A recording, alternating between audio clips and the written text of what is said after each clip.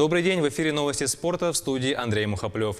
Действующий чемпион UFC Генри Сихуда вызвал на межполовой бой чемпионку промоушена Валентину Шевченко. Напомним, что 11 августа Шевченко одержала победу над американской Лиз Кармуш на турнире UFC Fight Night. 31-летняя Шевченко победила единогласным решением судей, защитив титул на легчайшем весе. Сихуда является победителем Олимпийских игр 2008 года по вольной борьбе. В ММА на счету американца 17 боев, в которых он одержал 15 побед и потерпел 2 поражения. В активе Шевченко 21 бой в ММА, 18 из них, в которых она одержала победу, потерпев 3 поражения. 32-летний Сихуда высказывается, что его телефон разрывается по поводу звонков, что некая Валентина Шевченко по прозвищу Пуля – самый доминирующий чемпион в мире. Американец заревновал, потому что у нее есть золото и хочет его отобрать, тем самым вызвав Валентину Шевченко в октагон. Как скоро и состоится ли бой, узнаем совсем скоро.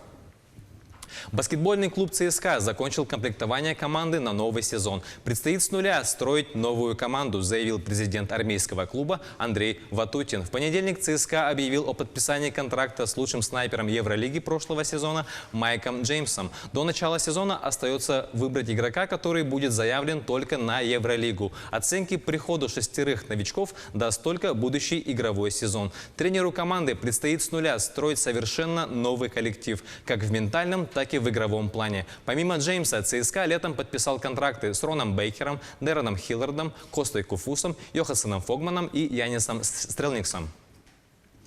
Контрольный матч московских хоккейных клубов «Спартак» и «Динамо» пройдет без зрителей. Встреча состоится 18 августа, начало по московскому времени в 13:00. Игра состоится на ЦСКА-арене. Представители клубов приносят извинения за сложившуюся ситуацию перед болельщиками и любителями хоккея. Причина, почему матч пройдет без зрителей, не называется. Напомним, что регулярный чемпионат континентальной хоккейной лиги сезона 2019-2020 года стартует 1 сентября матчем в Москве между действующим обладателем Кубка Гагарина ЦСКА и Омским «Авангардом».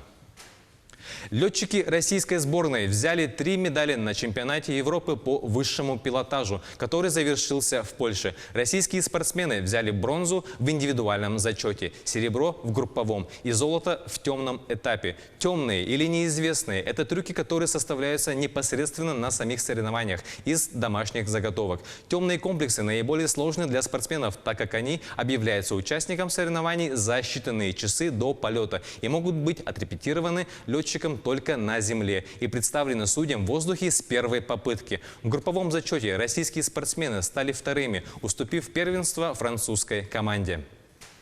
Российский боец смешанного стиля ММА Александр Емельяненко не примет участие в турнире по боксу памяти героя Российской Федерации Виктора Амелькова из-за запрета организаторов. Об этом 38-летний боец сообщил в своем аккаунте в соцсети. Ранее, 9 августа, спортсмен заявил, что выступит на турнире в Анапе, который пройдет с 13 по 17 августа. Организаторы сослались на то, что боец смешанного стиля без спортивного звания кандидата в мастера спорта в любительском боксе. В активе Емельяненко 36 проведенных поединков в ММА. Он одержал 28 побед, 7 раз потерпел поражение и завершил 1 бой в ничью.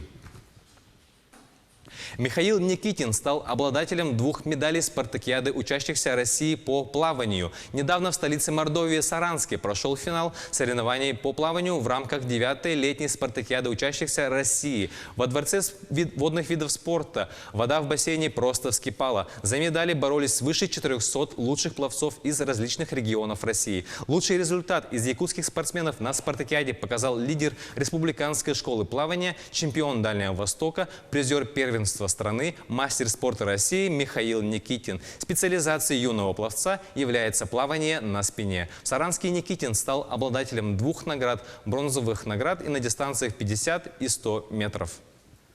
О самых ярких и важных спортивных событиях в Якутии и в мире смотрите в следующих выпусках.